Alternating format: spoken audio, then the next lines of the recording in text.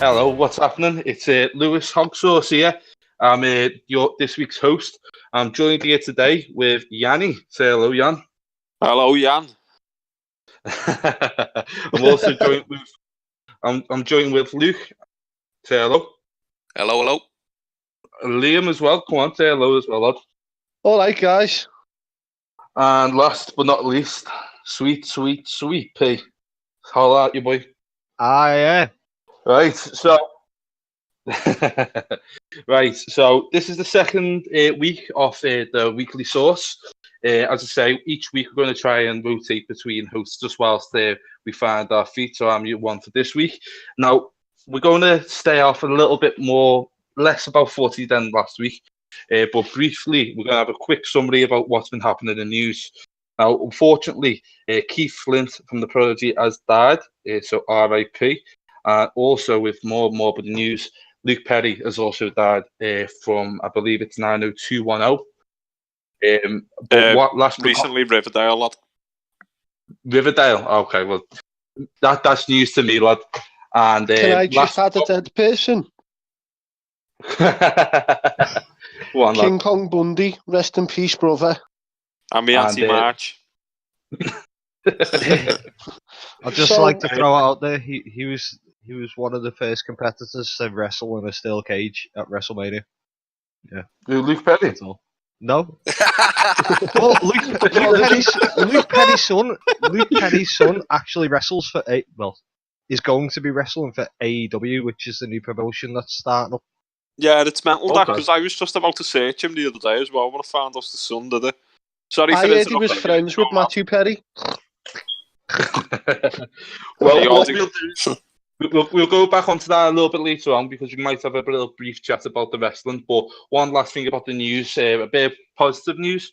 This morning, from what I've read anyway, the second person has been cured of HIV or AIDS, one or the other, pardon me French, through stem cell research, but that's a little bit of positive news. Now, who needs condoms? I'm cured. Yeah, so firstly with UFC 235, firstly I want to go to Liam just to talk about Ben Askren versus Robbie Lawler. So what do you think? Right, well, the talking point of that fight really was the stoppage, weren't it, from the Bulldog choke. But just before that, you've got to give props to Ben Askren, haven't you? Got it up on his head and took that grounds and pounds. I mean, Herb Dean could have stopped it there, but he rode it out, didn't he? And that Bulldog choke at the end. But in his defence, Robbie Lawler dropped his arm. Now, Herb Dean's looking for Robbie Lawler to be defending or giving him some sign that he's okay. But when you drop your arm like that, he's obviously going to think that he's out for the count. So you've got to defend Herb Dean's stoppage. So, yeah, Ben Askren won. Maybe a lucky escape, but now I've heard he's going to London because he wants the winner at Till Masvidal. But we'll just have to see what happens with that one. What did you think, mate? Hey, boys. Can I just ask, what happened with that Cody fight? Cody versus Pedro in the bantamweight? Oh, mate. I noticed there was a first round knockout. Yeah. Well, we'll go on to that in just 1 minute, just because I want to wrap up with Ben Askren and Robbie Lawler. We'll go on to that in 2 minutes. I think, firstly, it's a very tough one for Herb Dean because he's getting slated all over Twitter about it. But, I mean, Liam, you do jiu-jitsu yourself, lad, and when have you ever been... You weren't getting choked, but you was in the jaw lock anyway, and your body goes limp. You know what I mean? It automatically stiffens up. So, I mean, I personally thought it was. What you've got to look at here is how educated is the Twitter fan base. So maybe 20% of them are avid fans that actually know what they're talking about. Most of them are armchair Twitter trolls. So you couldn't take too much notice to Twitter, in my opinion. You've got to look at what the people that are around the UFC are saying. Like Joe Rogan's instant reaction was a stoppage. He dropped his arm. Everyone's instant reaction was his arms went limp. Now, whether it's around his neck or just around his jaw, Like, it's a jaw crank. It's a legitimate submission. I mean, not everyone fucking taps to that. He never tapped to it. But the pain's there. Like, your jaw can break. If you look at McGregor, it was on the jaw, weren't it, when Khabib was choking him? Yeah. Well, he had a full... I think the difference between him and Khabib was the bulldog choke. There's much more room to get out of it. Does not. Trust me, bro. When that bulldog chokes in, it feels like your neck's going to snap off. It's more forward pressure on it than... Yeah, it'd have no pressure on, but with a rear naked choke, you got a body triangle on you as well, so it's more obstacles to get out. But, I mean, with it, they're both as hard as each other. I just want to switch to Luke. Luke, what do you think Robbie deserves a rematch? Or Askren should go for the win of Till Masvidal? No, I don't think a rematch is needed, really. I mean, that initial assault by Lawler was amazing with the body slam and stuff, but I think, as the fight went on, I think Lawler gave us back too easy to Askren. No, just in hindsight, for people, for listeners, Yanni and Pete, they're not really into UFC, so I'm going to throw them the mic later on when we go talk about wrestling, all right? So we're not leaving them out for now. We're just having a brief little interlude. So don't worry. Hey, listen, don't worry about it. I'm just happy listening to you, lad. I'm learning. You're just happy to be here. I'm just happy to be a part of the group. What can I say? Sometimes, going back to Origi last week, I think he is like my kids, and I just want to see you do well. You're a good kid, aren't you? You're a good kid. I know. Go ahead, lad. No, Liam, did you watch the Garbrandt fight? I did, man. Garbrandt's coming off two KOs, being beat twice in his past two fights by TJ Dillashaw. So it was important that he won today. So the pressure was on him, and he got rocked. And I think he just went into defensive mode because he was just gunslinging towards the end. And he's got a weaker chin. And he was much weaker, just a little bit slower. And he got beat to the final punch, basically, which KO'd him.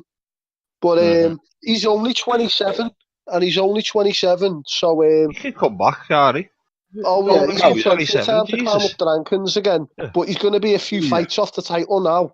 Because I think Garbrandt was number 3 and he was fighting number 9. So he's obviously just been beat by number 9. So his next fight, he's going to have 2 or 3 fights to put himself back in any picture. The thing is there, Liam, you mentioned his age being 27, but do you think with a fighter who's had that many knockouts inflicted on him, do you think that will affect his any future? I mean, every knockout just taking... It takes its toll, doesn't it? Off your career, isn't it? But it's if you want to be remembered for longevity or great fights. Do you know what I mean? I think more and more fighters are starting to try and get out the game a little bit earlier because there's more money in the game now. So if he's in them big fights and he's making the money, I see what you're saying there, then good luck to him. But yeah, just bringing it back to your point, Luke, it's definitely going to be knocking time off his career. But he's 27, and I don't think they were horrible knockouts. Do you know, where you're fitting on the floor for 10 minutes, like he just a knockout. Do you know what I mean? Yeah, I mean, but you also do have to consider the future flyweight. I mean, I don't know what's going to happen with it. Obviously, Hemi Cejudo seems to have revamped it when he beat Dillashaw. But I mean, if that goes bust, then if he moves down to say 6th or 7th, then he's probably going to be up the top 10 because there's some top quality fighters coming out of there. But going back to the point, I think with him, Garbrandt, I think I was watching one interview he was going through on ESPN, and he was talking about like his demons and all that. And I don't think it's himself is physically failing himself. I think he's scarred from losing them 2 fights in those circumstances, especially the heat that was happening with Dillashaw during the Ultimate Fighter. And I mean, it's going to be tough for him to get back to the level that he was.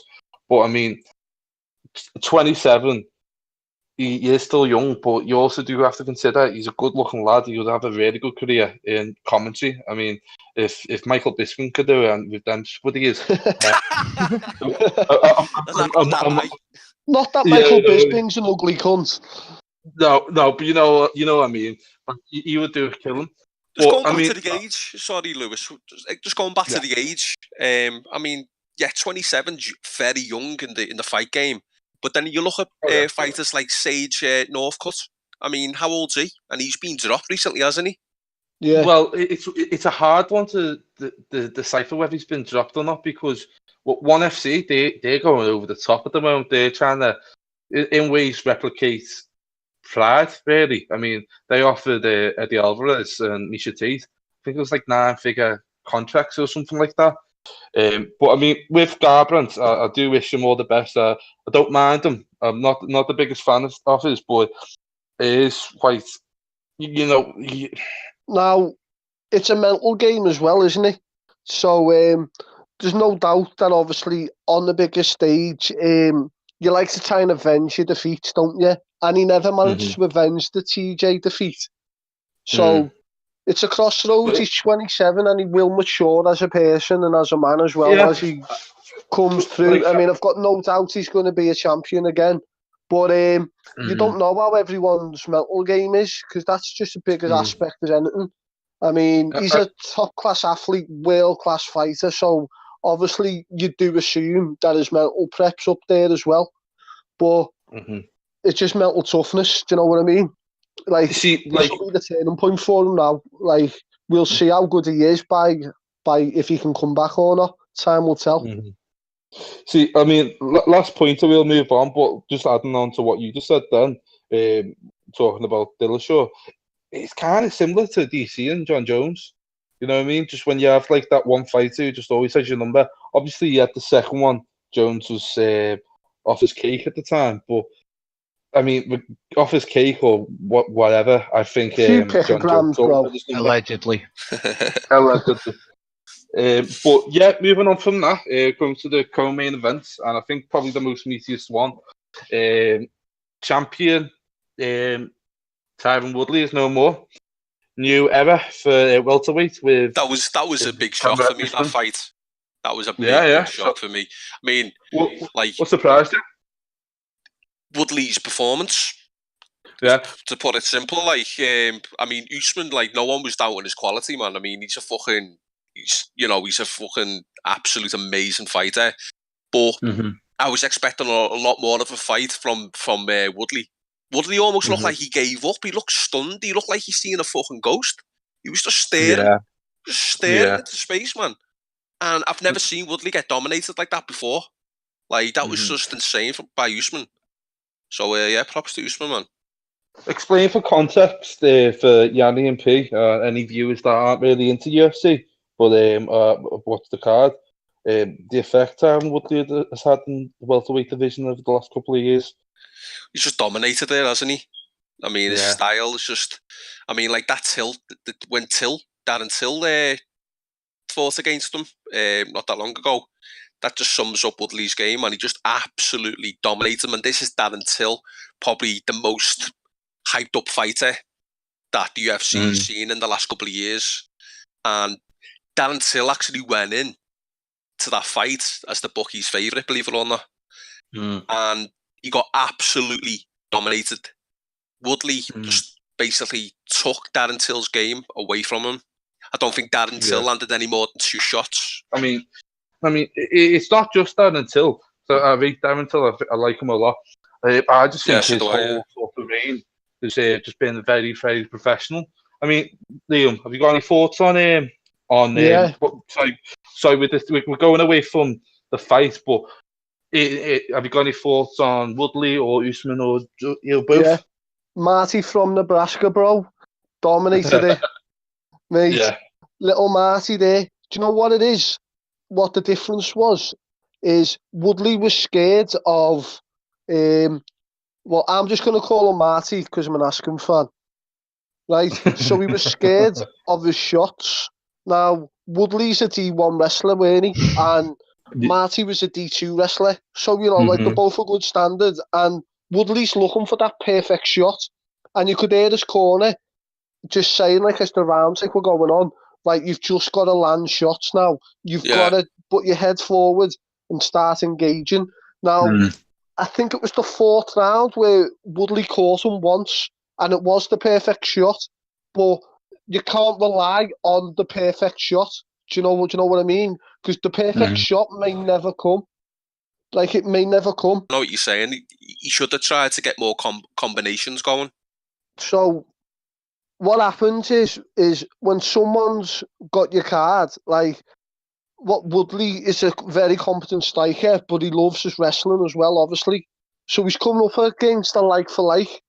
So he's not going to be landing them like shots as in takedowns as frequent as he would against Till with as much ease. Now Till is very competent on the ground as well, but obviously if you've just watched like the Gloves Are Off interview against Masvidal, he wants to stand in front of you and trade, doesn't he? So he's always going to leave himself a little exposed to the shots.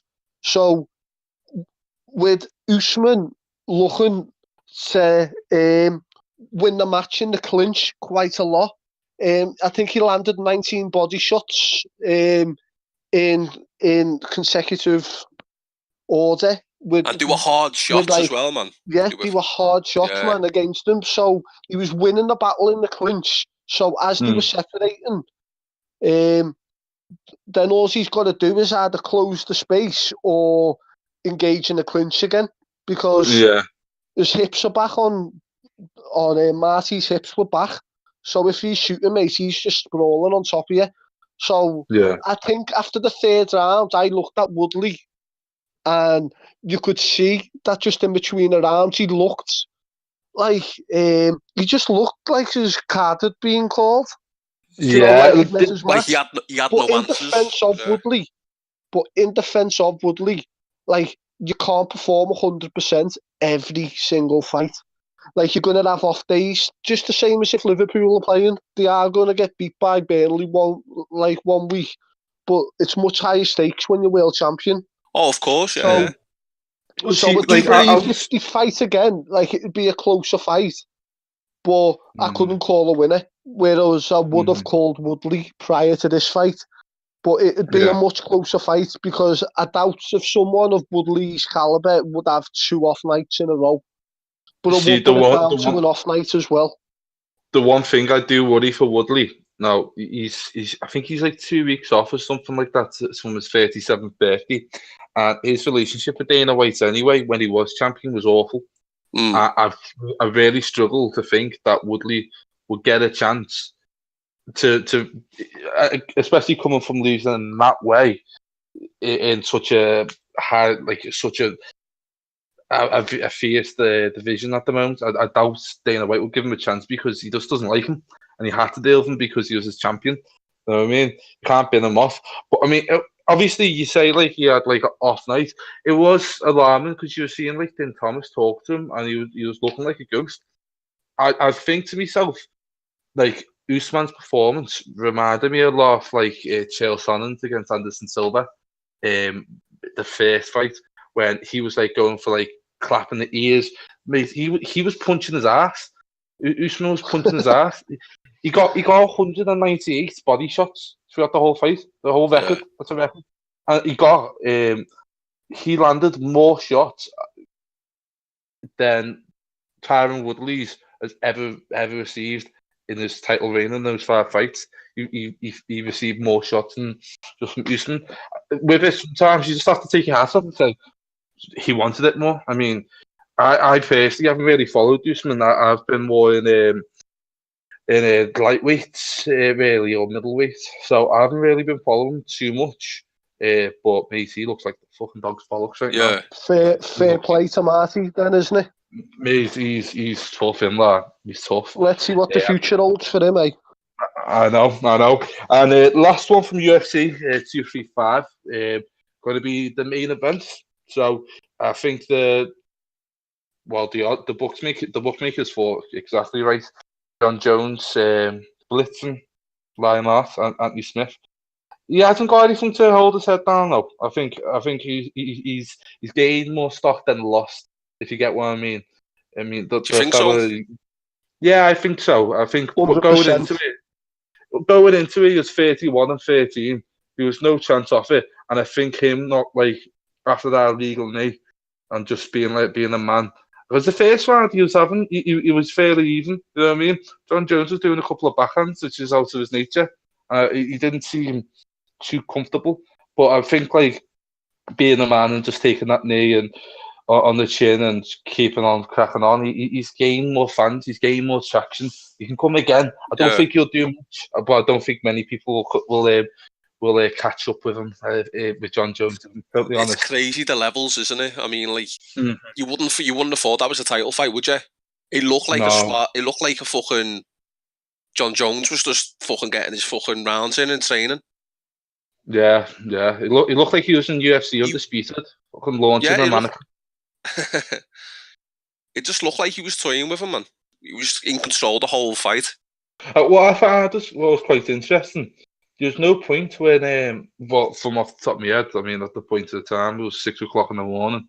But I can't remember John Jones going for a sprawl or trying to take him down, which he usually does try to implement, especially in the second round. So it showed that, if I'm correct anyway, that he didn't really respect his hands, Anthony Smith's hands. Or, I mean, do you have anything to say about that, Liam? Yeah, first off, since Smith has moved up to light heavyweight, he's a different fighter. I mean, he's earned his shot at the title, but it's just a shame that the person holding the title is John Jones, in my opinion. Yeah. Up there with GSP as the pair of them, the greatest martial artist that have ever existed. So, I mean, he's just in the wrong time. But what Dana White likes is the fighter and the attitude. And he'll be getting a good little few cracks on cards now. I wouldn't be surprised if you see him come up against Staffen. Few of the little lightweights, he'll be on a few good cards now. And he'll get his chance to try and get a rematch. I mean, it's not going to be right away because of the fashion that he got beaten. But he'll definitely be given opportunities, and good luck to him. I mean, if John Jones ever does make the jump up to heavyweight, then he's probably got just as much right as anyone else to consider himself in the title picture. I mean, even John Jones was not on his game, but he was. But every time John Jones fights, you'd expect him to kill them within the first 2 rounds, don't you? Yeah. But then that's credit to Smith, if you ask me. Yeah, I mean, here's a tough one for Jones because, like, right now, the state of light heavyweight and heavyweight, like, back when I first started getting to UFC with, like, Chuck Liddell and then, obviously, Randy Couture and Cain Velasquez, like, they were the divisions to be. And, like, lightweight and welterweight, they were just dominated by BJ Penn and GSP. And I really asked about the lower ones. And the heavier ones were the ones that were going off. But now, mate, the heavyweight is shit. And light heavyweight is even shitter. Not the fighters, just the competition. Because John Jones and DC, they're ahead of them, or ahead of the curve. I really think of DC really highly. He's up there in conversation of the best. It's just hard when you have people like John Jones, who is the exclamation mark of being the best. But yeah, I think with it, there's not too much to go about with the light heavyweight division. I saw that Johnny Walker, he seemed all right. Interesting stat though, he has had, in UFC, I think he's had 3 fights, and he's shot a total of 27 punches, or 27 strikes, and 3 of them have knocked people out. So he's got hands, hasn't he? Yeah, he's got hands or knees. What's the matter? Just to reiterate your point from what you were saying about the heavyweight and the light heavyweight a minute ago. Yeah. As most things, it gets boring when you're watching the same fights over and over and over again. That's what it seems like with the heavyweights and the light heavyweights. I know I don't watch it religiously. Hey, lad. What's the point? I'll be honest. Yeah. I've watched Les Mis like 20 times, and it's my favourite film. So I don't understand what you're saying. Do you know what my favourite film is, boys? Shaving Ryan's privates. Yay. No, just as a nice little segue, lads, have you seen the score of the Ajax Madrid match? Yeah. Was it 3-0? What score is it, lads? It's 4-1, isn't it? 4-1, that's Ajax. 5-4 on aggregate. To be fair, though, that's the best Ajax team I've seen in fucking years, you know. Mate, It's that's a shame, to be honest, that De Jong's going to Barca in the summer, innit? Yeah, well, it's been accepted, hasn't it? It's all done. No, it's been agreed. It's agreed. He's basically just on loan now at Ajax for the other 6 months, isn't he? But, yeah, it's similar to what we've done with Keita. I think to be honest, I think it's crucial now that Ajax keep hold of Matthias de Ligt, the captain, centre-back. I think he's only like 19. And if they lose him, then, you know, that's the spine gone for the team, isn't it? Yeah, well, see the Dutch kid? Yeah. Plays with Van Dijk. We've been linked to him, you know. He's been linked with a host of big clubs, but I think, you know, he's definitely one of the key reasons why Ajax are doing so good at the moment, him and De Jong especially. But they've got some good players around the field, man. They have got some good young talent, man. Yeah, Ajax has always been about promoting its youth, though, hasn't it? Oh, yeah, definitely. It's always had like a brilliant youth system. Yeah. And that's why Jimmy Savile was a coach there. Ah, fucking hell. I knew you'd come in with something like that, you know. Little Gary Glitters there. Keeping on the topic of Jimmy Savile type stuff, there's a very big documentary. Jesus Christ! What type of segue was that? Well, it's not about Jimmy Savile, but you've refreshed my memory about something. There's a very, very controversial documentary coming out tomorrow night called Leaving Neverland. Yeah, well, you know what? Yeah, that's the Michael Jackson one, isn't it? Yeah. Well, Luke, I'm going to mention that later on. But well, I'll tell you what, we'll go on to that a bit later then. Yeah, we'll come back to that one. Well, yeah, that segues quite nicely into the next topic of the week. I mean, if you listened last week, you understand that we're ranting about Liverpool 5, Watford 0. And I personally said it was going to be the start of the season. And fucking hell. That backfired on you, didn't it? 0-0 at Goodison. I left there with pie in my face. But Yanni, what was your thoughts on the game, lad? I didn't watch it, so refresh me. Do you know what? Realistically, got to give props to Everton. They took the game to us. But the way they've celebrated it after, and it annoys you because they are our local rivals. And it annoys you more that we should have won the game. Like, we had more than enough chances. I think Salah had 3 or 4 on his own. He just didn't have the shooting boots on, lad. And it just didn't work out for us on the day. But 0-0's not as bad as everyone makes out. City went 7 points behind us at one point, and no one said they threw away the title. We've got 1 point behind. We've got 1 point behind one of the best Premier League teams ever assembled, with one of the best managers in world football. We're 1 point behind them with 9 games to go. It's all still to play for, lad. Yeah, I mean, like I was speaking to a fella at work before, and he's from Wigan, and we were saying like Liverpool have bottled it now. But I said to him, it's been now 2 days since they've been 1 point behind. City have been 1 point behind, or even more for 3 months. No one said it about them. Exactly. But 9 games to go, and it's still all to play for. P, I'll cut you off there, lad. I'll drop my mic at you. Yeah, it's all right. Yeah, personally, I thought Origi and Wijnaldum both got out of the game.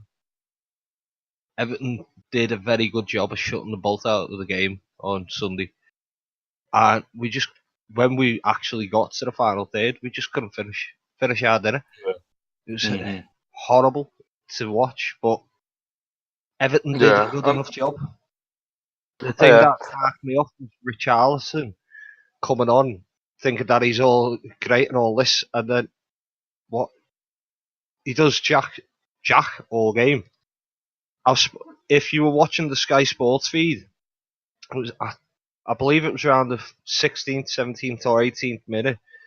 Everton get a throwing. You got this ginger kid with glasses in the crowd celebrating like he's just won the Champions League. Seen that? Like, mate, you just throwing. What are you playing at?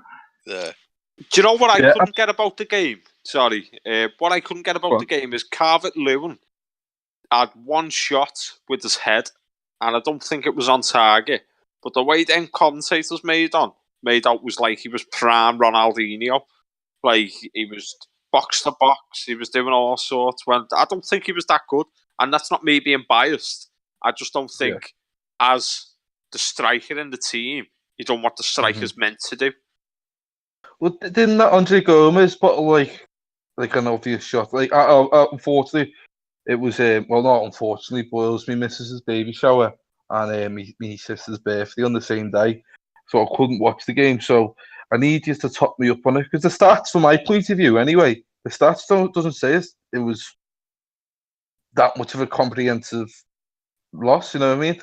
Like, when you look, when you haven't watched the match, when you're looking at the amount of shots, the amount of target, yeah, obviously it's disheartening that they haven't went in, but they're still making the chances. So yeah, I mean, when it comes up front, it's a little bit of a melting pot at the moment.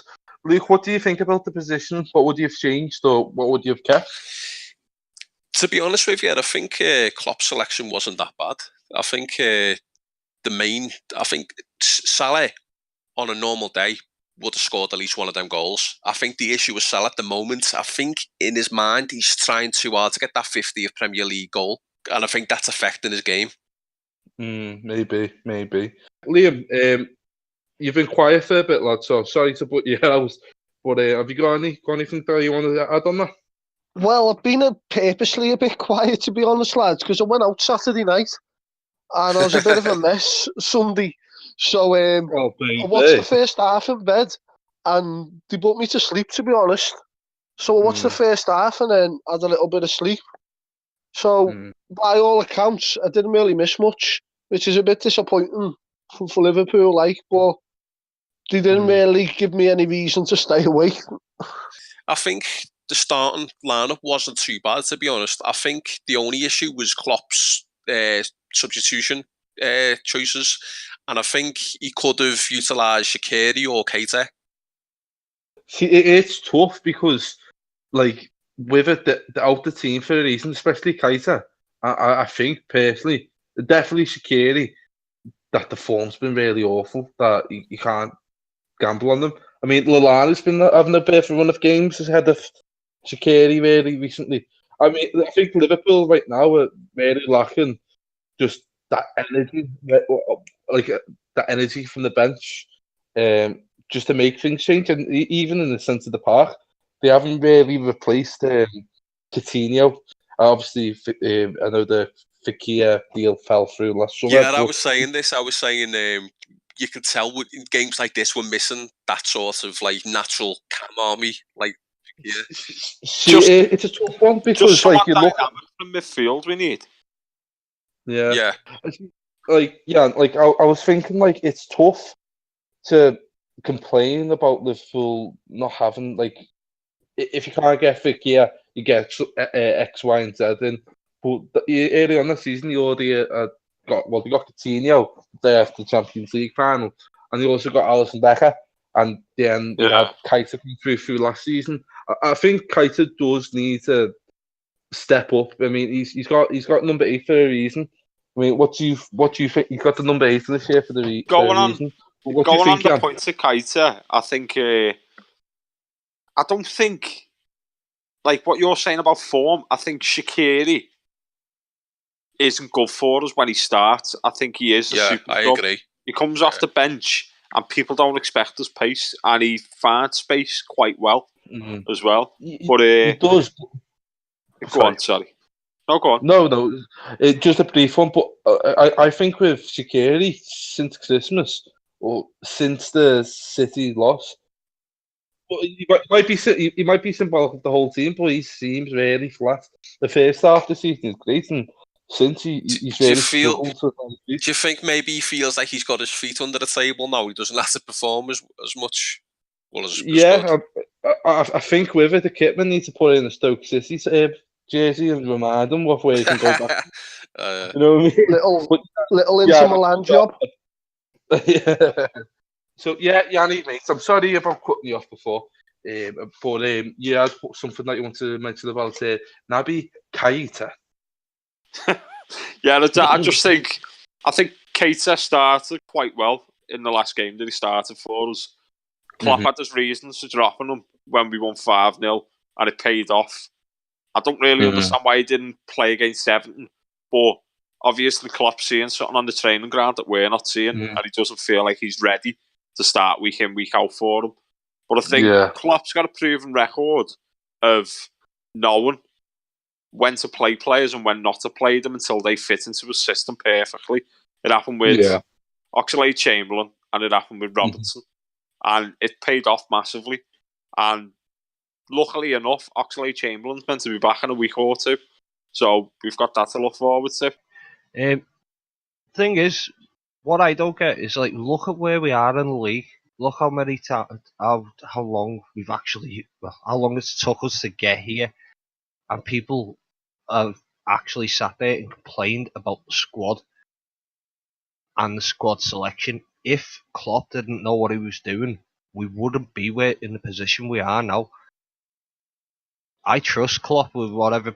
I might think, hang on, that is a bit questionable, but I won't say it because at the end of the day, he knows what he's doing. As Yanni was saying, he said Klopp's seeing something which we're not. So he must know something's going on in the back room. That's it, isn't it? I mean, like, the fans only see half the picture, don't they? Yeah. I understand massively what Peter's saying there, but it's the likes of, I think our fan base has got quite toxic now with the rise of the Twitter fan and stuff like that. You get a lot of people online everyone's got an opinion now, and they're just bashing Klopp going. I've even seen a few people say Klopp out. These are forgetting this fella in his first season got us to a Carling Cup final and a Europa League final, and then 2 years after got us to a Champions League final. I'm not going to question. I stay off that Twitter, mate, just for that reason. Mate. They do me head in. No, it is. And the Everton fans, stay off that Twitter. Yeah, anyone who's saying Klopp out now online, that have it's a troll account. Yeah. Or they're like a fucking glory hunter that's been supporting us for like a year. Do you know what does my head in more is where you get these like United fans, well, United accounts and Chelsea accounts, and they make a Liverpool account and they say something about like Heysel or Munich. Yeah, 100%. Like, oh, look at them. That's what I can't stand. Do you know what it is now? Bashing Liverpool or having an opinion about Liverpool that's negative gets you loads of likes on Facebook or Twitter or anything. And regardless of if people are actually into footy, they're craving the likes off people. So half the time they're saying stuff that they don't believe. It's fashionable to say that Salah isn't a good player when he clearly is. But that's just the way the world is. When everyone's on anonymous accounts, people turn into assholes. So lads, just as a little segue there, if Lewis doesn't mind. Speaking of fashionable accounts, have you seen Purple Aki and fucking Joe Anderson promoting our show this week? Hey, guys, we're getting popular, you know. We've got the Mayor of Liverpool, Joe Anderson, saying Call the Busies, episode 2's out. And we've got Big Perps giving us a shout out, boys. So, you know, we're going places, aren't we? Yeah, I mean, that's it, really. I mean, with Twitter... Hashtag yoga. Hashtag me. Boys, Raymond has it. Did inside Purple Aki's carrier bag's a copy of our podcast. That's it. Mate, I heard he's on the show next week, you know. List by ours, isn't it? But yeah, with it, Twitter, it's quite a toxic place. So if you want to have a little bit of a giggle and a laugh, follow us at Weekly Source, and have a little chuckle. Now, moving on from the past, going on in the future, we've got quite I'd say important 4 games until the international break when we're off for 2 weeks. So we have Burnley at home on Sunday, and then after that we have Bayern away on Wednesday. Then I won't keep it too long, but then it's Fulham away, and then Tottenham at home. Now, I think really now Liverpool in the position they need to go strong until this break. If Liverpool are still 1 point behind Tottenham, it's like 1 point behind after Tottenham, or it's theirs to win. You know what I mean? Because after that, they are really low quality teams. Got Chelsea at home, and you also got Wolves at home. But I mean, I think Rafa will do us a favour, and I hope. I'm sure Rodgers is playing with Leicester against them on the last game of the season. So yeah. I'm sure they are. But P, we'll start with you, lad. I want to emphasise the importance of this Burnley game. I mean, we need to smash it, don't we, lad? This Burnley game, we need to smash it, but as long as we get 3 points, I'm happy. As you were saying, as long as we would you take a scruffy little 1-0 like nervous game, or would you want Liverpool to come out and fucking show a bit of fight? To be honest, I'll take a 1-0 like we did against Everton. Tell you what I'd take, please. No problem at all. If we keep on winning like that, then yeah. Yeah. I want us to come out, make a statement, win 4 or 5-0, fucking blow them away. We have to. And show people that we're still in it. Yeah, we have to. And we can't be written off just because we're 1 point behind. You do think throughout the course of the season, the only statement Liverpool have really made was Watford, and they haven't really backed that up. Well, obviously since because you lost, but when you look back in seasons beforehand with Klopp especially, by this point they're usually firing deep in. You know what I mean? They're usually a bit shady up until Boxing Day, and that's when it starts, usually against Arsenal. But I was going to say, Luke and Yanni, what do you think about the Bayern Munich game? Would you play a weaker team and try and just exit that competition and put all your eggs into the Prem, or would you still play a fairly strong team against Munich? Yeah, I think it's important that we play a strong team. I mean, it's the Champions League. It's not the fucking, it's not the shitty Carabao Cup, is it? At the end of the day, it's still a tournament that we thrive on, isn't it? And we've put ourselves. I mean, yeah, it was a draw when we played them at Anfield, but at the same time, we've left ourselves still in a good position where we can go there and sneak the little away goal. But yeah, I think it's still important that we do play a strong team. What do you think, Yanni? I think personally, it all comes down to what you want to win. Do you want to win the Champions League or do you want to win the Premier League? And I want to win both, if I'm honest. And I'd like us to play a strong team in both games. I just don't think, if we want to go for the league, I don't think we've got the squad to compete on both fronts at the minute. I'll tell you one thing though, Jan, lad. Fucking hell. The Champions League's wide open now. Real Madrid are out. The first time in, 3 or 4 years? I just think Real Madrid have looked a different team without Ronaldo, if I'm being honest. Yeah, I don't think Juve have looked like the full picture what they thought they were going to be with him as well. Or not to the level. But Liam, lad, what do you think? Would you still put a fairly strong team in for Munich, or would you save all your eggs and leave it in the Prem? Well, it's got to be the league this year, hasn't it? But with it being 0-0 against Bayern Munich, it would be stupid to go and play the kids, if you like. Do you know what I mean? Yeah. It's just going to have to be a blend. You're going to have your Van Dijk starting. Do you know what I mean? You're going to have your Alisson and your Robbo. But if anyone's going to have a break, it's going to come from the midfield. I wouldn't be surprised to see Milner start. And try and rotate a bit of the midfield a bit. You're going to have Salah starting. Yeah, so it would be Naby Keita, So that's where the differences and the changes are going to be made, if you ask me. But you've got to go for both if you're still in it. Every other manager in the history of Liverpool, apart from Rodgers, when he dropped Steven Gerrard against Real Madrid, mate. But then that's why Brendan Rodgers is being classed as the greatest manager ever by Peter, innit? For Leeds, of all teams. But Not for in Leeds, for terms of Leicester. footy, like, I think that's it from me there. We've just got to go and try and win both, haven't we? Do you know what I've just said there? It depends on what you want. Thinking about it though, we could realistically go after both because we've got a lot less games than City and the other teams that are in it. They're the only two things we're really challenging for at the minute. So there's no reason why we shouldn't go for both. Yeah, I mean, with it, honestly, like, with Ajax winning there today 4-1, it is wide open. I also think as well, I think Dortmund out. I think Dortmund out now.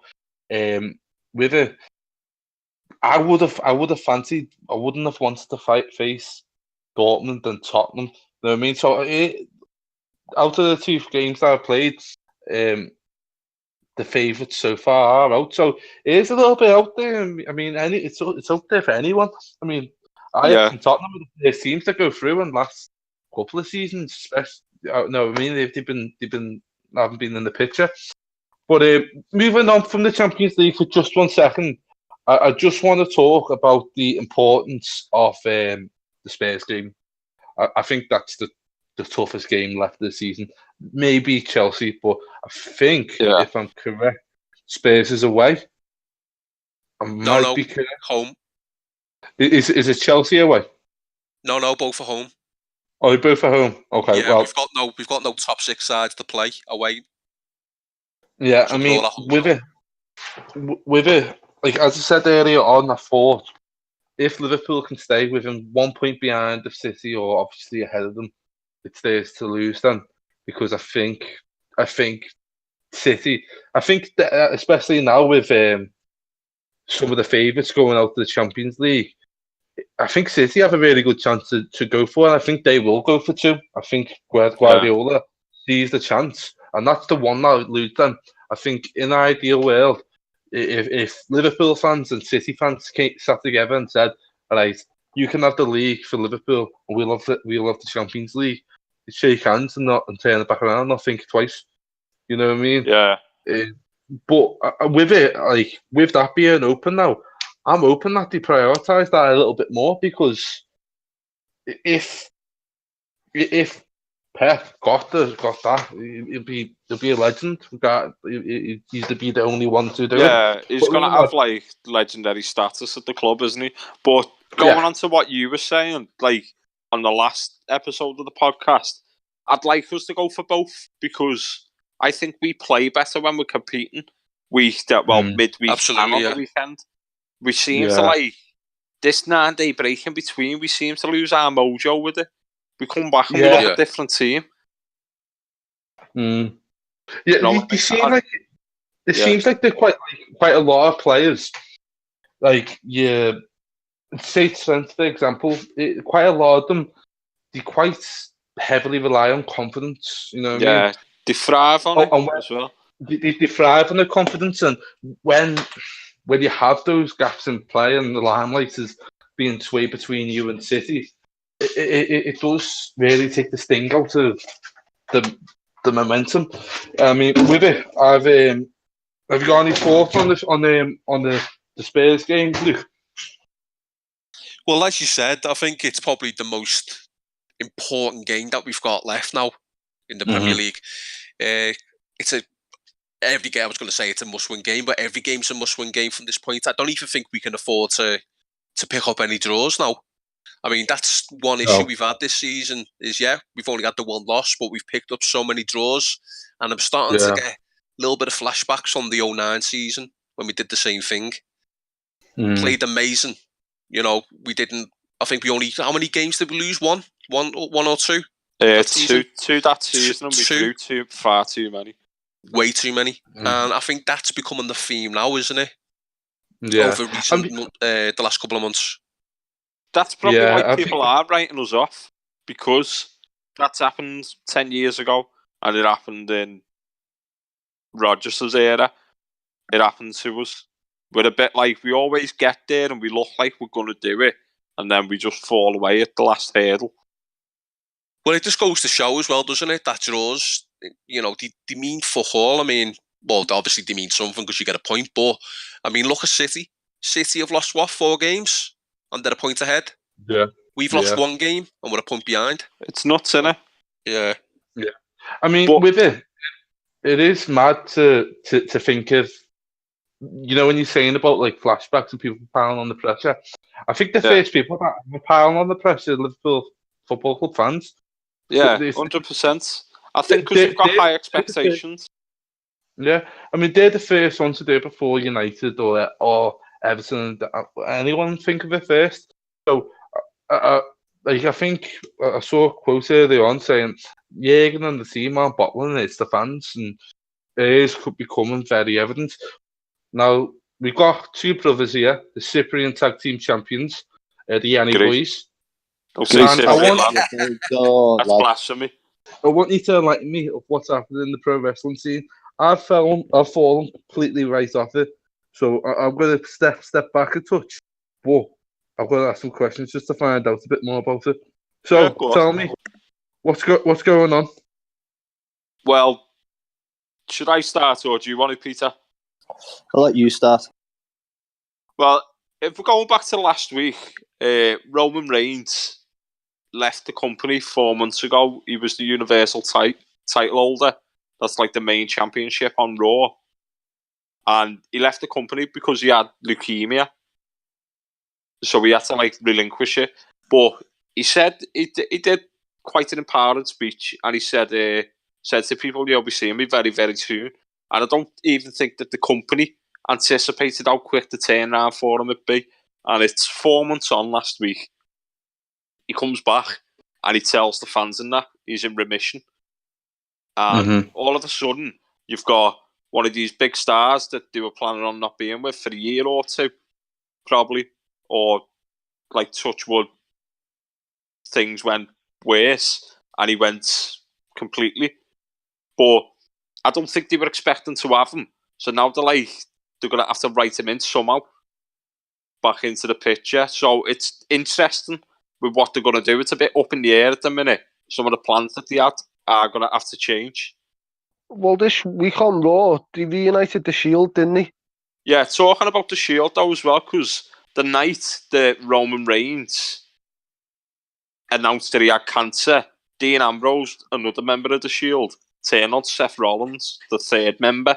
At the end, he done like a heel turn, because I think they were going to build a feud between them. And then Ambrose, the real life man, not the character on WWE, I don't think Jonathan he liked... Good. Yeah, Jonathan Good. I don't think he liked the way his character was going. So he asked the company to release him after WrestleMania. Mm-hmm. So what's he doing now?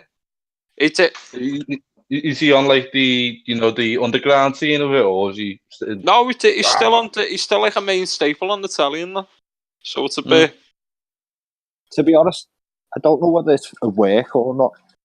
Work basically means whether they're putting the source out there to get the fans to believe, it's true. I like the way you use source there, Peter. Yeah. But my other thinking is, they're a publicly traded company. Why would they say that one of their top employees are going to be leaving after WrestleMania just for them to turn out? Well, no, it was all just a rib. It was all just a joke. It's part of the storyline. Personally, I think it's a work. I think it's a part of the storyline, and they're going to work it in. But I've never seen them come out and announce it and stuff like that. But the way it seems like it's going on the telly, like he is going to stay. Do you know what I mean? Mm-hmm. Yeah. It's like the way the storyline's playing out, it feels to me like they're building it to something, and he is going to stay. But he could just fuck off after WrestleMania and be gone.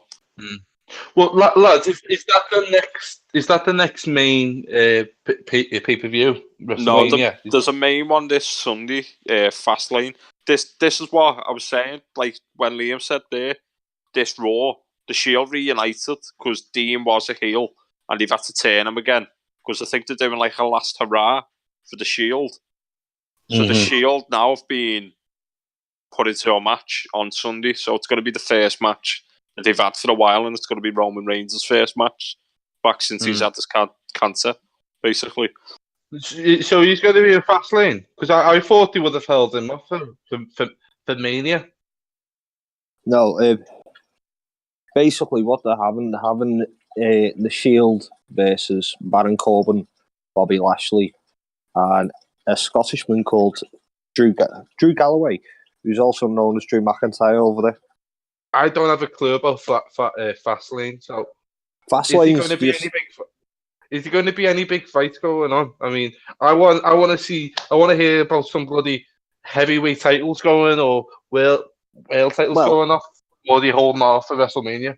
There's a women's one going on, which you'll know one of the competitors, Ronda Rousey, is going to be watching it. But there's Charlotte Flair, who's Ric Flair's daughter, versus Becky Lynch. So if Becky Lynch wins, then she ends up going into the match against Charlotte and Ronda Rousey for the Women's Championship on Raw.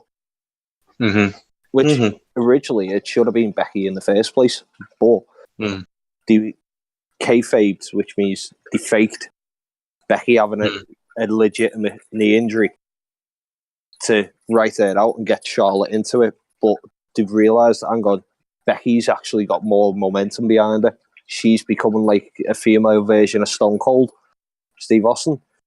And she's getting the fans behind her, and they're like, oh crap, we need to actually keep her in it. Yeah, a lot of the time with like superstars and that they try and get over with the fans, it seems quite forced, but I think with Becky it's been quite natural, and I don't think they were expecting it. They were building it so it was going to be Charlotte Flair, Ric Flair's daughter, and Ronda Rousey at WrestleMania, but I think the emergence of Becky Lynch, that's hit them side on, and they weren't really expecting it. So they've had to like thumb her into the main event picture because people aren't going to pay for the pay-per-view if the star that they want there isn't in the main event. See, it's a weird one though with WWE or just pro wrestling in general, because it seems like it's very similar to soap opera. Like That's exactly what they get soap opera writers to write the storyline for it. But with it, I imagine you wouldn't get the fulfillment of get somebody getting the title or getting that status wherever they needed to, without the suspense of getting wound up. You know what I mean? Do Luke or Liam? Do any of you are you still keeping up with current wrestling or?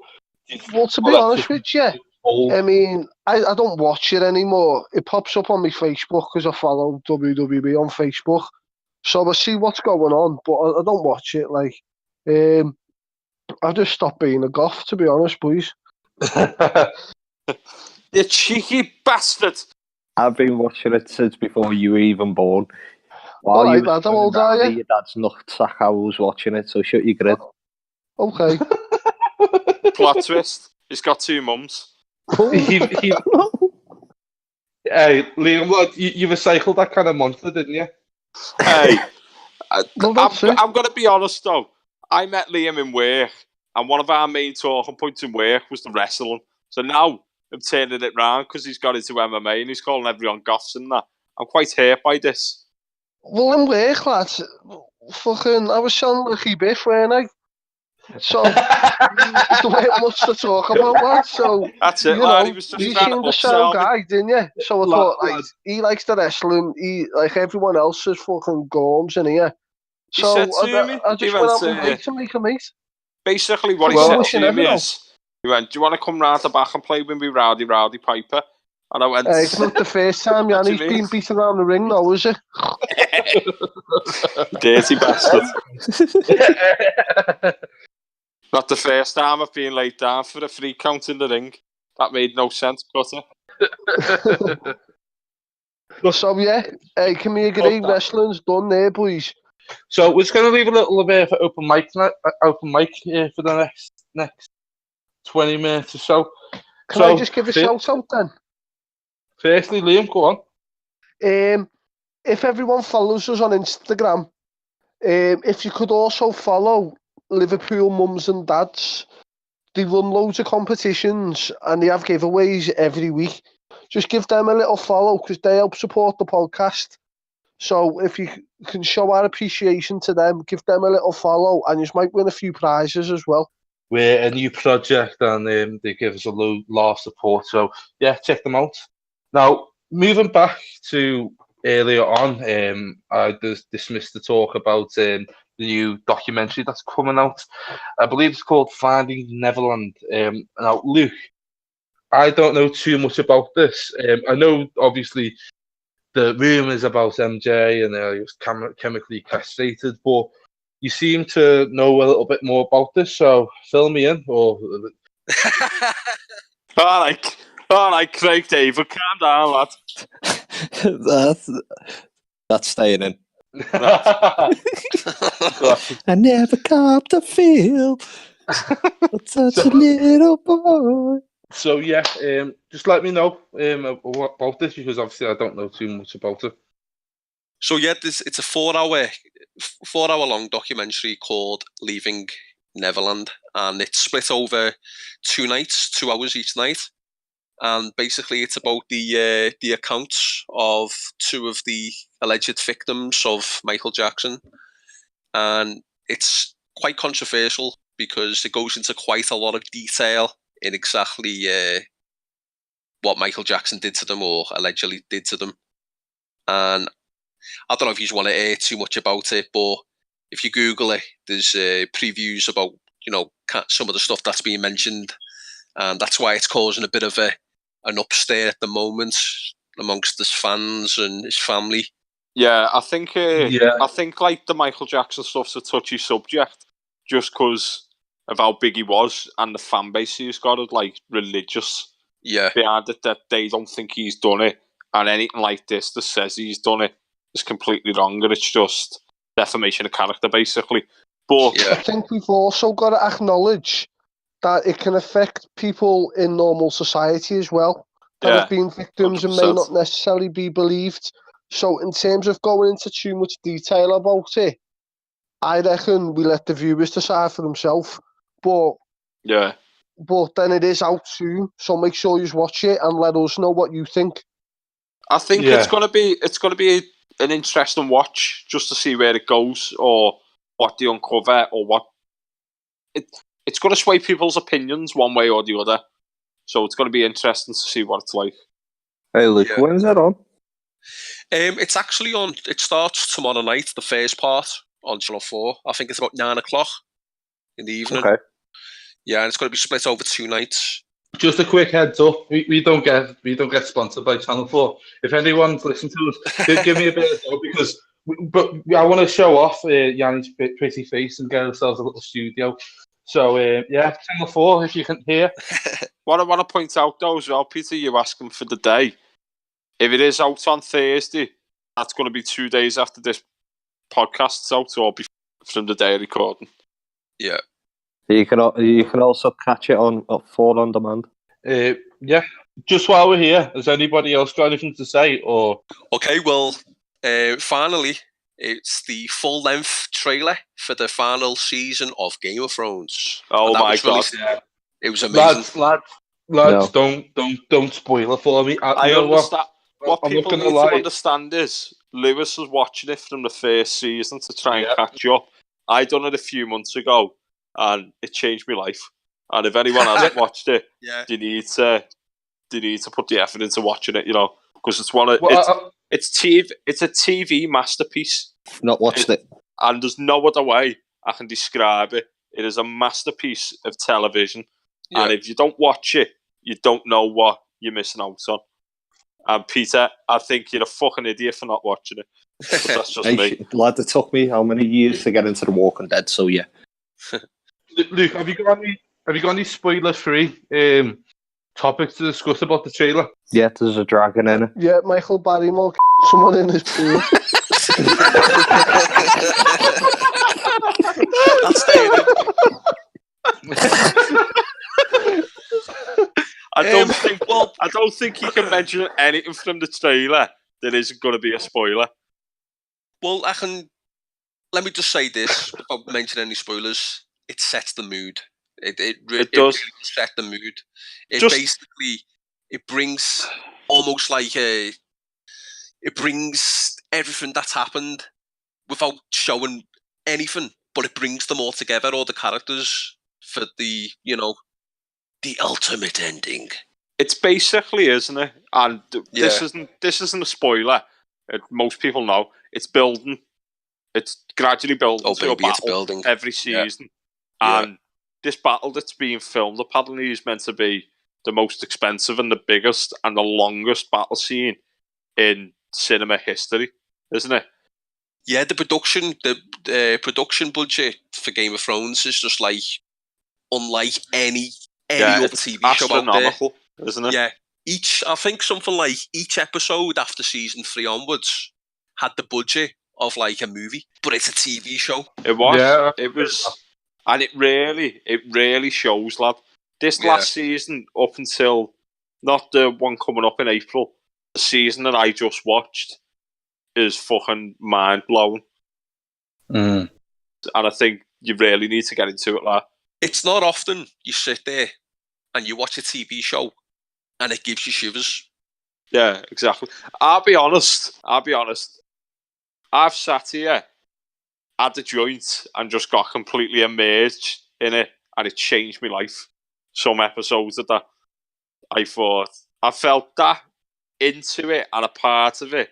Then I thought my life was in danger or something. That's how it was. Yeah, it is amazing how immersive it can be.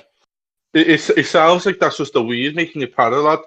Like, nah, do you know what, lad? It's brilliant, and the storytelling, the writing, everything about it is exceptional. Yeah. See, recently, I just moved into this house back in at the end of December. I didn't have Sky for like 2 or 3 weeks. So I was watching The Sopranos box set, and I was getting into that for the first time. And obviously that's HBO as well. And mate, like The Sopranos is like more of my natural sort of genre. You know what I mean? I'm not really into fantasy that much, like the nitty gritty. Yeah. I was thinking to myself, I would struggle to think anything's going to top that for me. But I'm at the end of season 1. 1 or 2 things have came up as massive surprise. I believe you're talking about Game of Thrones now, yeah? The end of yeah. Okay. Yeah, I'm at the end of season 1 of Game of Thrones. One or 2 surprises. Yeah, one or 2 surprises have came up. I can see it having the potential, but my bird saying wait till season 3. Basically, yeah. She's talking about the Reigns of Castamere, like the Red Wedding. That's the one. That's when it completely changes for everyone. It's a new level, doesn't it? It does. Reigns of Casemiro, lad. But I mean, other than the Game of Thrones, obviously, it's been a bit. Well, I don't know when season 7 finished. It was a while ago. But have you been watching anything else? I've been looking into that Peaky Blinders myself. Yeah, I've watched all the Peaky Blinders. I dropped off a bit of the last season, but I caught up with it later than what I usually would have. Yeah, that stuff with Peaky Blinders. I think the last season that was on was probably the best one. Was it season 4, season 5? It was a really good one anyway. At the moment, I've been a bit of a latecomer to the party, but I've been watching Always Sunny in Philadelphia, and it's just and I'm up to season 5 on it, man. It's just one of them shows, isn't it, that you can just throw on 22-minute episodes. Do you know when you just want like little time fillers? So you watch one of them, one or 2 a night or something. But it's just dead easy to watch, isn't it? You know, I've heard it in the past, but I didn't know it was that good. Always Sunny's always been funny, but I've lost interest in it within the last season because, like, not to this fucking Mac. I remember Rob McElderry, but I miss him when he was fat. You know what I mean? When he was fat on purpose to be against everything he used to be. And I think with this, and also with the amount of movies that they're doing, that Kate Olsen, whatever her name is, Sweet D anyway, she's another comes. It looks like the momentum's just coming to an end. It felt like when Mac left for like 2 days, it lost all its steam. I remember you mentioning as well about it becoming almost like a victim of its own success in terms of like getting the whole Hollywood thing going on. Do you know, because it used to be like a small little cult show, didn't it? And then over recent seasons, it's went a bit more fucking Hollywood, hasn't it? Well, it was initially just on FX. I think FX, their rise to fame over the last couple of years is pretty much epitomises It's Always Sunny. With it, I'm not going to. I just wanted to mention another show that's coming out fairly soon. It's an English show. I don't know if you're onto it, but Line of Duty. Have you ever watched it? Never heard of it. Do you know what? Right, I'm a big fan of Line of Duty. I've seen every season. Fucking hell! Have you seen the new trailer coming out with what's his name? Steve Graham. Yeah, mate. The only lad, right? With it, it's about anti-corruption in the police force. I think it's like ITV or something like that. Mate, I think I'd be interested in it. Mate, it will blow your mind away. But you know Steve Graham, Combo from This Is England.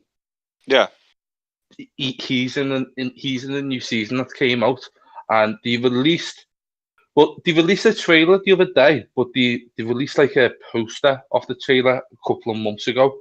Like me and my bird are massive Steve Graham fans. Yeah, same here. He's top actor, man. Yeah, mate, he's boss. Like even in his poor movies, like what's that? Is it Younger or Yardy when he's talking with that dodgy accent? I still can't sleep foot with it. You know what I mean? Know what I mean? But mate, Yanni, that Line of Duty, it's got Lol from This Is England as well. I can't remember her real name. Yeah. But mate, it's a boss. It's up there. I think for me personally, it's my favourite English drama. It's up there for contention. It's up there in the top 3 when it comes to English shows. Like, I think if you like anything to do with like detectives and mystery and stuff like that, then it's definitely up your street. But just for the viewers out there that haven't got a clue what Line of Duty is, as Lewis mentioned before, it's about an anti-corruption police unit who investigates internal matters within the police. And I think it's been 4 seasons so far. Yeah, I think they're going into the 4th now. Yeah, and I think it's been getting stronger with each season. Yeah, and I might give that a little watch, lad. Oh mate, yeah, it's definitely worth it. Did you watch watching? Sorry. Oh, sorry. Did you watch The Walking Dead? I love The Walking Dead, boys. Mate. Yeah. Lucille, mate, the bat, Lucille, mate, killer, mate. Yeah. My bird named the car Lucille. Speaking of that, it just failed its MOT, swear to God. He still kill me for saying this. Hey, do you want 5 tons to fix the engine? So, guess where that car's going? eBay.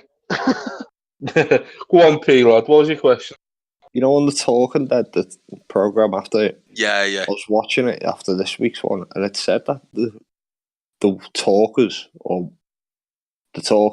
whisperers even, they've been in it since season 5 and season 6. Spoilers. I didn't even know that. Yeah, spoilers. It's already spoilers out. Alert. It's already out. I'm not asked if you spoiled it, lad. I've never watched an episode and I don't plan on. Yeah, it's not about you though, Jan. It's about everything's about Yanni. It's not about you, lad. It's about the beautiful people listening. Okay. Yeah. So, I'll tell you what I have been watching though. I've been watching I've mentioned to Luke a while ago I want to try an anime, and I've watched a lot of that Attack on Titan recently. And if anyone is, there's a bit of that on you, Paul. That's hentai, my friend. Oh, Yanni, if you ever get 5 minutes, watch the unabridged version of Dragon Ball Z on YouTube. I can't. I've tried Dragon Ball Z and I just can't get into it. Speaking about our beautiful listeners from last week, guys, can I just say thank you if you're a returning viewer? Because when Peter said Harry Cool in midfield, I'm sure our figures dropped a bit. But if you've come back, thanks very much. Nice one. Just dead quickly, I want to point this out. Last week on the podcast, Peter said as midfield, We all took the piss out of it. What you don't realise is Peter paused for about 2 minutes after that, and everyone thought he died, but he'd edited it, so it seemed like he only paused for a second. So it makes no sense why we're all taking the piss. And so this is not getting edited right now. That is why we're taking the piss. Sorry, lads, just going back to the whole anime thing a second. Yeah, I've been watching a lot of that Attack on Titan lately. I mentioned to Liam that I'm a massive goth, so I want to watch it. And that's it. Yeah, basically, the reason I've been a bit quiet apart from Walking Dead is because I'm not a goth. So I just talk about footy and that. Main question is, have you ever seen a goth drive a car? I haven't. That's because you're looking at the road, like they're all in the sky flying the brooms, aren't they? Ever seen a pregnant goth? Don't think so. A goth spawn, lad, or did he hatch from cocoons? No. Did they climb from down the walls, lads? You know what I mean? What's it called? From the spider webs. What? No, just to no, go back to Liam last week. If you're a goth and you're listening, we're only joking. So give us a fucking break, right?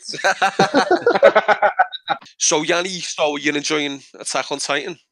Yeah, it's been quite good. I found myself fucking scouring the internet, like not illegally downloading stuff or illegally streaming it, except there was the third series in the English dub. I feel like I've never really been into anime and I'm enjoying it, so it can only get better. I'm looking forward to season 4.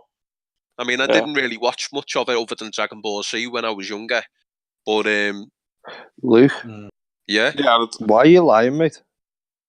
No, I'm being serious. We all know what your favourite Pokemon is. Well, leave him alone if he wants to be the very best, like no one ever was. Pokemon. That's it. Well, little Pikagooch. Pikagooch, lad. Fuck.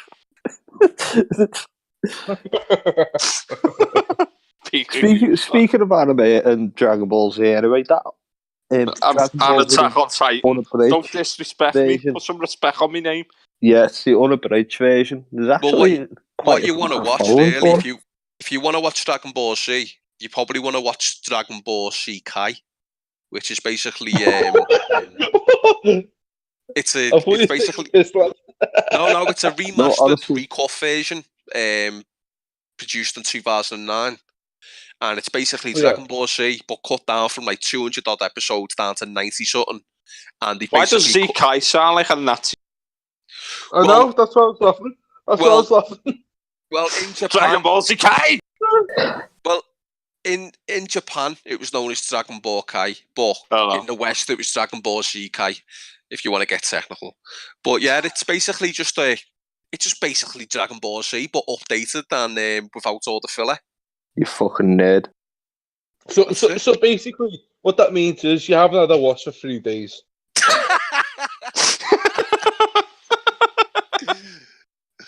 You're a good kid. Tickle me that, lad. Tickle me.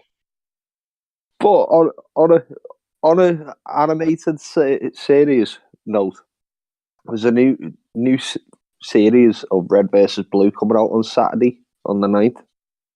I'm actually looking forward to watching that because I've watched all 15 series of them. I just want the new season of Rick and Morty. Who's with me? Yeah. Oh man. Yeah. You know, I was trying to find the preview for season 4, but I couldn't find it anywhere. I kept coming up with like fan videos. You know what I mean? Like one was like a 4-minute long video of them talking about ice cream. Like at first, it had the same sense of humor, but it was overdrawn. I was looking, I was like to myself, is this real? Or is it not? You know what I mean? There was a fan-made one that I watched that was seemed quite legit, and it was like set in a courtroom. Oh, no, that weren't a fan-made one. That was Justin Roiland, the one who does the voices. Yeah. Rick and Morty. That is an actual courtroom. That's a back and forward between a judge and someone who's in his court. So he's just animated it and done it with Rick and Morty's voices. That's why it comes across legit. Yeah. But it is quite funny. Isn't that where he's calling like the judge like sexy ass and shit like that? But you know, Luke, you seem to be the guy to know this. When is it due to come out, season 4? I don't think it's got a release date. Has it not? Yeah, I don't think it has, but it's all hand drawn, isn't it? So that's why it takes like fucking 2.5 years between seasons. They've just an update on it. They've just signed on with a major channel. I can't remember what channel it is for the life of me, but for 70 episodes. Channel 4, isn't it? It might be Channel 4, but yeah, they've signed on for 70 episodes of it, so it's going to be around for a while, and it's quite well written, isn't it? From what I've heard, is that because they took so long in the others, they're actually making a crap ton all at once to push them out, so there isn't that much of a gap. Yeah, and I think just because it started off like a smaller project, didn't it? I think the bigger it's got for time, they're going to have the money there to get a bigger team behind it to churn it out. But then at the same time, do they really want people interfering with the creative kind of flow? No, if they get people on the team that works the way they do, the only thing about that is, will it affect the quality of the show? That's what I mean, in terms of writing and that, because they're churning it out, so it might become a lot like The Simpsons. Like, I don't mind waiting 2 years for it to come out, as long as it's brilliant when it comes out. Yeah, like the last seasons have been. Yeah, but it's worth it. Yeah, it is. I mean, like with it, what do you make of like I'm a big South Park fan. What do you make of the last couple of seasons? Because I think it was season 19 or 20 when they basically the turd sandwich and I can't remember the other one, was that shit. But it's proper poor sour taste in my mouth, and I've been like going back to Mr. Hanky years ago. I mean, are people watching that? I'll be honest with you, mate. I dropped off South Park years ago now. I know Luke went through a phase might have been a year back, where he watched every season again. Yeah, that's right. I wanted to refresh my mind of all the older ones. Yeah. And I think, in my opinion, I think South Park's had its heyday back about 10 years ago. I think it's still, don't get me wrong, it's still entertaining now, but it's lost some of its magic, I think. Yeah, but you don't know how much of it is that we've grew as people and sort of outgrew it. Troy Parker and what's his other name? The other lad, what's his name? Trey Parker and Matt Stone. Matt Stone, yeah, he always reminds me of you. They smashed. They're both worth £500 million each. So they smashed it, and I hope South Park keeps going, because I still enjoy bits and bobs of the new seasons rather than the previous ones. But anyway, we're going to wrap up now, because it's coming up to sleep time, and a couple of people have work in the morning. So I'm going to hand over to Yanni, and he's going to mention a couple of parts of our social media. But all links will be included below this clip, so over YouTube or wherever you're going on. So, Yanni, you want to shout out for us? Basically, all I want to say is, when some people think of Five Guys, they go, I'm a bit hungry, I might get a burger. When other people think of Five Guys, they get a little twinge in the pants. When I think of Five Guys, I think of 5 Scousers pressing record and just making a podcast. And we're just having a laugh with it, aren't we? So if you want to get involved with us, get on the Instagram. It's Weekly Source Podcast. Twitter's @Weekly Source. And the Facebook page is The Weekly Source. And I'll pass you back to Hog Source. See you in a bit. Right, so that concludes the second episode of The Weekly Source. It's been a pleasure speaking to yourselves, and if you've lasted to the end, you deserve a t-shirt. Now, it's going to be a ta-ra from me, and a ta-ra from the lads. See you later. Take care. Bye-bye. It's still real to me, damn it! Well, that's it. I was in the bookies. I was in the bookies, right?